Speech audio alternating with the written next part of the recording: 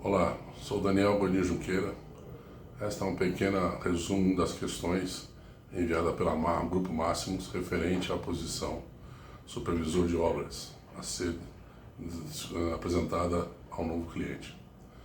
As questões são 13 no total, espero fazer um pequeno resumo para que atenda rápido esse vídeo. A primeira questão vem dizer o que se faz quando se recebe um novo contrato, né? Primeiramente, se analisa o contrato, vê se atende às partes, vê o que está escrito no escopo, né? Para que depois, em seguida, analise os documentos enviados, obviamente, para garantir a sua execução, e em seguida complementando as verificações de planilha com os valores condizentes com o que foi apresentado em proposta. Isso são as coisas básicas da análise que se faz, né? Segundo, as principais coisas de pilares de uma gestão de obra numa líder são liderança, treinamento, capacitação, comunicação, trabalho em equipe, processos e as metodologias aplicadas. Tá?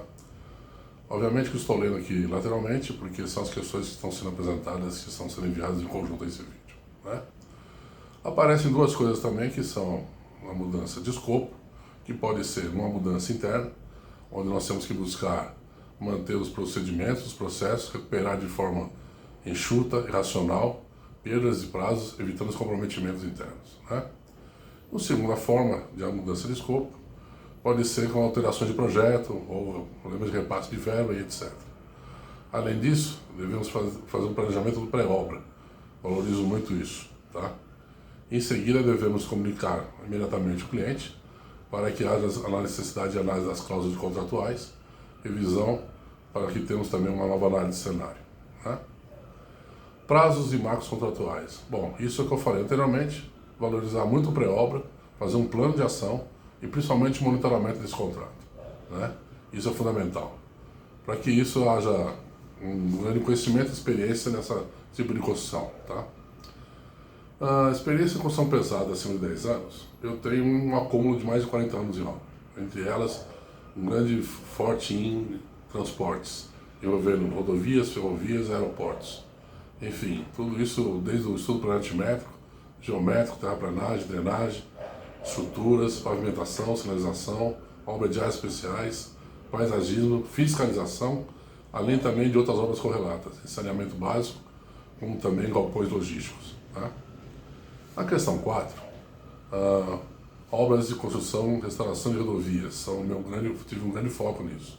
Eu posso destacar o Rodoanel Mário Covas, foi uma complexa obra que pude executar e acompanhar desde o projeto.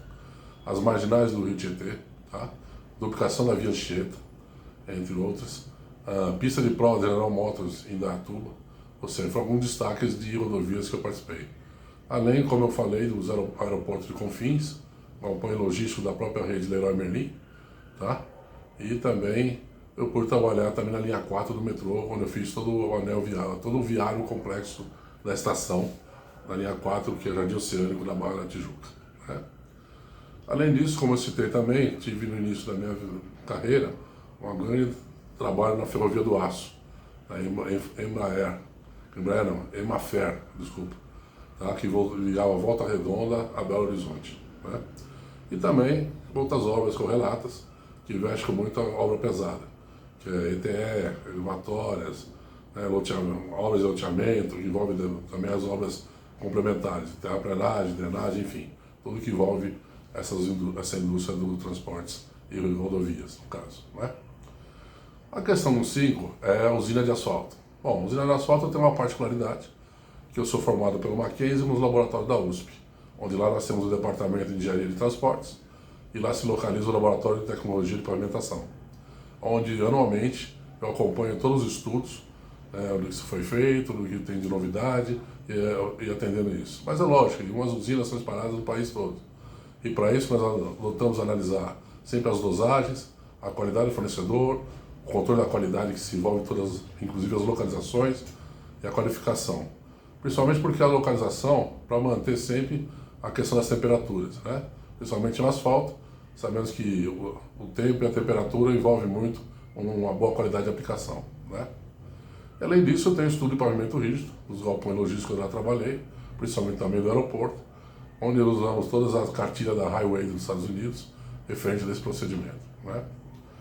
A questão 6, movimentação de terra, pontes e drenagem. Bom, movimentação de terra, eu posso citar aqui com destaque o próprio Rodanel, que lá tivemos bastante trechos com várias categorias para ser sublocadas, para ser transportadas, para ser transferidas, ou seja, um volume gigantesco de movimentação de terra.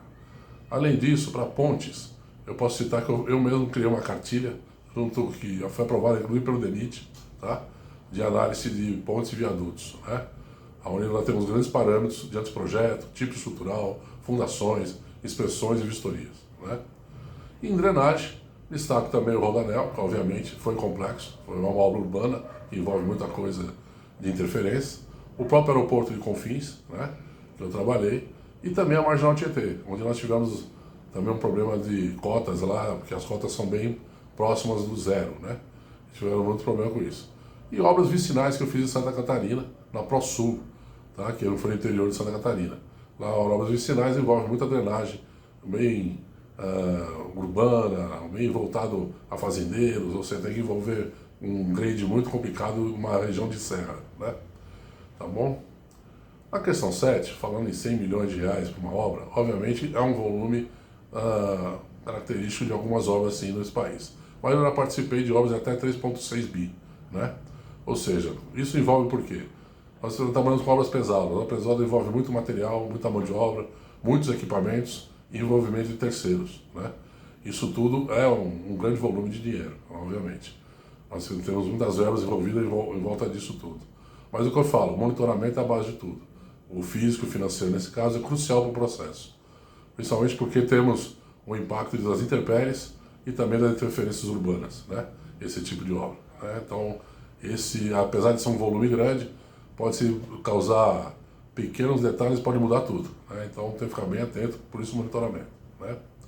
A questão 8, que é a gestão pessoal acima de 200 pessoas. A gestão acima de 200 pessoas eu também já tive, graças a Deus, na minha carreira, por ter vários ícones nesse sentido.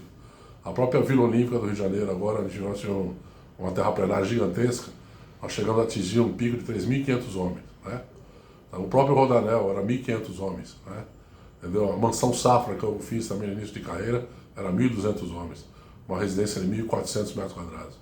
Enfim, eu depois desenvolvi, junto à Faculdade Getúlio Vargas, um próprio estudo de gestão de pessoas, né?